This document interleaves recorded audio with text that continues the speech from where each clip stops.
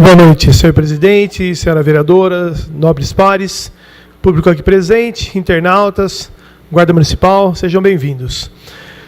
Quero iniciar minha fala fazendo alguns lembretes, não é? Voltar àquela pedagogia que eu usei no primeiro semestre.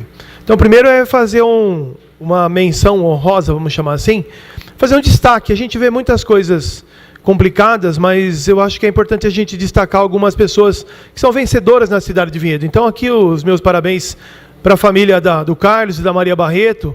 Ontem, na final do Mundial de Vôlei, Brasil medalha de prata, né, infelizmente. Então, o Cadu Barreto é um menino aqui de Vinhedo, nasceu em Valinhos, no Hospital de Valinhos, mas é um menino que cresceu na cidade, não é? Então, vitorioso, né? Já jogou no Pinheiros, depois jogou no Cruzeiro, no Montes Claros, se não me falha a memória, e agora ele está na Itália.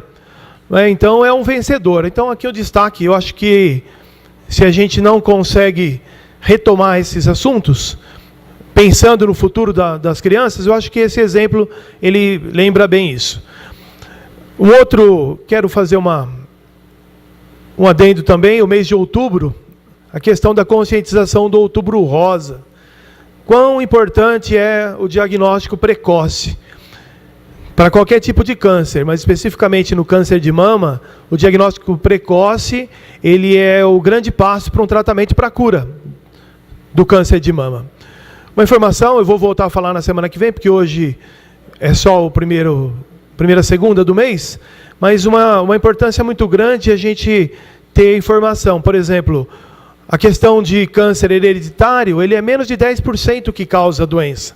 O que significa isso? Que, de novo, quanto mais precocemente o diagnóstico for identificado, vai ser melhor o tratamento, não é? Coloca para mim as fotos do Portal do Cristo.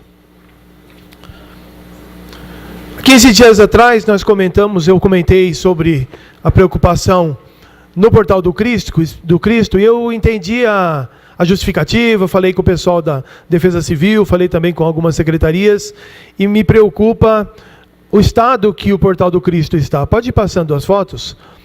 Minha preocupação maior é a questão do abandono. O poder público, como premissa básica da conservação, não pode se ater somente na questão do vandalismo, que está muito claro aí também, a gente vai ver nas outras fotos. É óbvio que ninguém pode achar normal que o Poder Executivo coloque uma porta a cada mês ali. Não é isso a questão. Mas a gente sabe por experiência, e as pesquisas dizem, né, se quem quiser fazer uma curiosidade, a USP tem um trabalho sobre isso, que o local abandonado, ele prolifera a questão do vandalismo.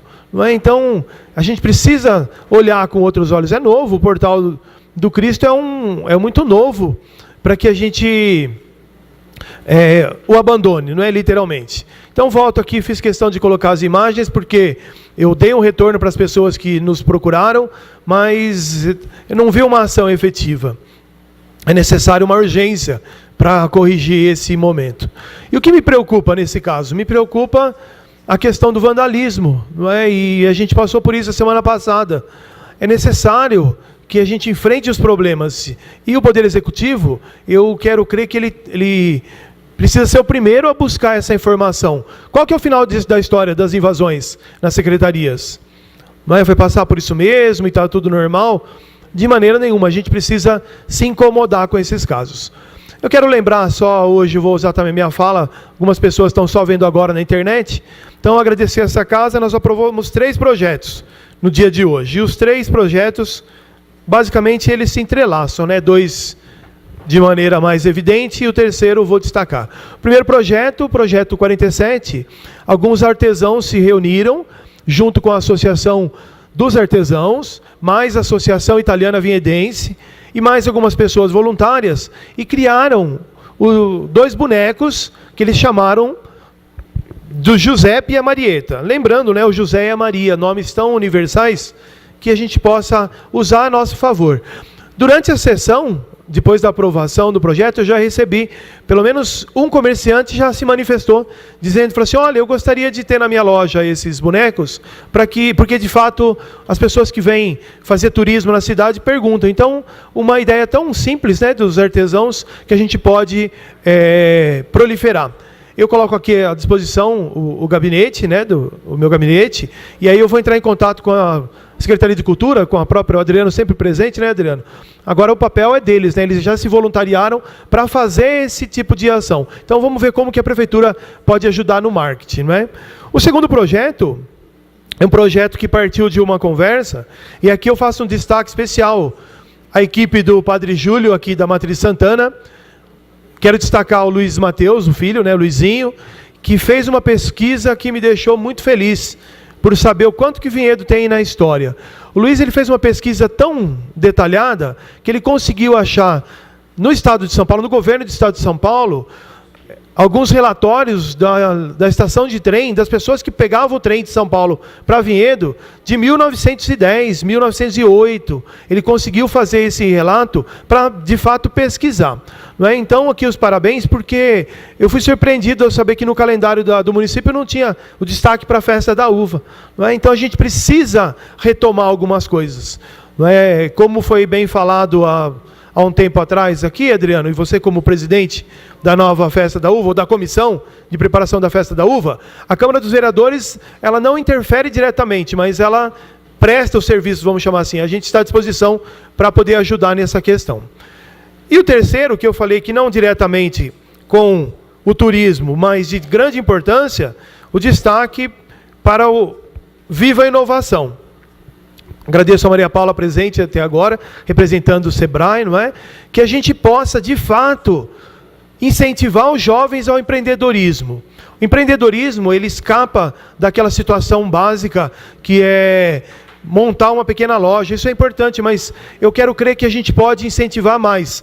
E faço destaque de novo, Ceprovi, a EVI, a CIV, a EVAL, o Sebrae, a Regional da Viva Startups, que a gente possa unir essas cabeças pensantes e a partir daí trazer benefícios para a cidade, né? Então, agradeço a aprovação unânime dos 3 projetos. Quero usar esses meus 7 minutos restantes para falar da situação do país. Eu faço questão de ler uma mensagem da 56ª Assembleia Geral da CNBB. Esse momento tão delicado, não é, que a gente vive, que a gente possa refletir. Então, abre aspas. Continuemos a afirmar a nossa esperança sem esmorecer. Nós, bispos católicos do Brasil, conscientes de que a Igreja não pode nem deve ficar à margem da luta pela justiça, olhamos para a realidade brasileira com o coração de pastores, preocupados com a defesa integral da vida e da dignidade da pessoa humana, especialmente dos pobres e excluídos. Do Evangelho nos vem a consciência de que todo cristão, incluindo o pastor, é chamado a preocupar-se com a construção de um mundo melhor. Esse é um documento do Papa Francisco, Evangelii Gaudium 183. Neste ano eleitoral, o Brasil vive um momento complexo, alimentado por uma aguda crise que abala fortemente suas estruturas democráticas e compromete a construção do bem comum. Razão da verdadeira política. A atual situação do país exige discernimento e compromisso de todos os cidadãos e das instituições e organizações responsáveis pela justiça e pela construção do bem comum. Eu vou dar um salto aqui, esse documento está na internet e eu vou disponibilizar também durante a semana. Nesse contexto, as eleições de 2018 têm sentido particularmente importante e promissor. Elas devem garantir o fortalecimento da democracia e o exercício da cidadania da população brasileira. Constituem-se, na atual conjuntura, num passo importante para que o Brasil reafirme a normalidade democrática, supere a crise institucional vigente, garanta a independência e autonomia dos 3 poderes constituídos, o Executivo, o Legislativo e o Judiciário, e evite o risco de judicialização da política e da politização da justiça. É imperativo assegurar que as eleições sejam realizadas dentro dos princípios democráticos e éticos, para que restabeleçam a confiança e a esperança tão abaladas do povo brasileiro. O bem maior do país, para além de ideologias e interesses particulares, deve conduzir a consciência e o coração de tantos candidatos quanto de eleitores. Nas eleições não se deve abrir mão de um princípio ético e dispositivos legais, como o valor e a importância do voto, embora este não esgote o exercício da cidadania. O compromisso de acompanhar os eleitos e participar efetivamente da construção de um país justo, ético e igualitário.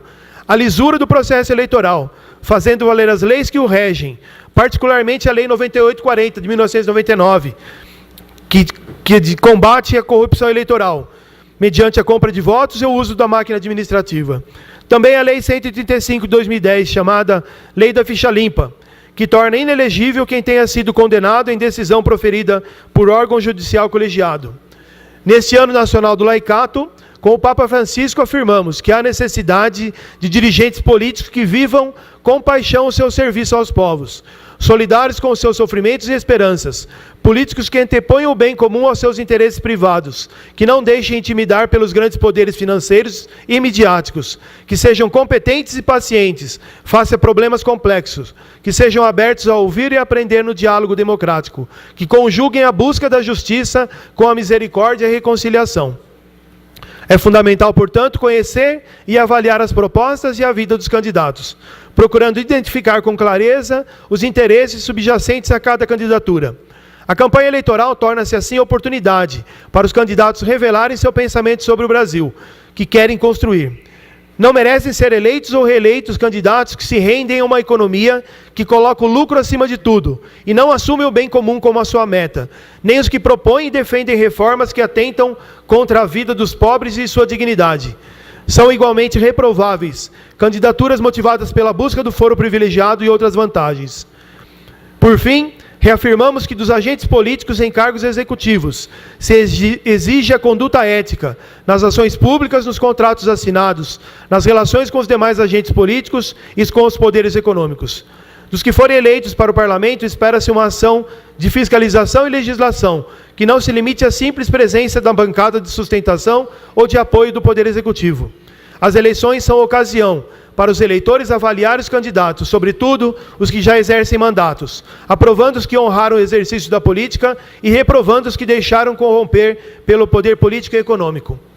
Exortamos a população brasileira a fazer deste momento difícil uma oportunidade de crescimento, abandonando os caminhos da intolerância, do desânimo e do desencanto. Incentivamos as comunidades eclesiais a assumirem, à luz do Evangelho, a dimensão política da fé, a serviço do reino de Deus, sem tirar os pés do duro chão da realidade. Somos movidos pela esperança, que nos compromete com a superação de tudo o que aflige o povo brasileiro. Alertamos para o cuidado com as fake news, já presentes nesse período eleitoral, com a tendência de se proliferar nessa última semana, ocasião das eleições, causando graves prejuízos à democracia. O Senhor nos conceda mais políticos que tenham verdadeiramente a sociedade como objetivo, o povo, a vida dos pobres como bem maior. Papa Francisco, documento Evangelho Gaudium 205. Que Nossa Senhora Padroeira do Brasil, Nossa Senhora Aparecida, nos proteja e seja fiel. Assinam a carta, Cardeal Sérgio da Rocha, presidente da CNBB, Dom Leonardo Steiner, bispo auxiliar de Brasília, e Dom Murilo Sebastião Krieger, arcebispo de Salvador. Então, como um documento de uma instituição tão renomada que eu faço parte, faço questão de trazer para reflexão, que a gente possa, como entes públicos, trazer o exemplo também, não é? A intolerância, ela é muito perigosa. A partir do momento que a gente não consegue reconhecer no outro uma ideia diferente e a gente vê no outro um inimigo, a gente constrói um muro tão grande que a gente não consegue respeitar o outro. Então, o meu desafio essa semana é trazer para que a reflexão seja clara para as pessoas, né? Vejo muita gente já tendo a eleição como decidida, e eu tenho fé, tenho esperança que não. Que o povo brasileiro tem aquilo como bem maior de parar um pouquinho e pensar e decidir os seus candidatos. Para terminar, só fazer um lembrete. Clareza do poder executivo, clareza do poder legislativo. Somos convidados a refletir nos deputados que nós elegemos e nos senadores que nós elegemos, porque os deputados, de fato, é que vão trazer para a discussão as leis mais polêmicas. Então, por essa noite é só, desejo a todos uma ótima semana.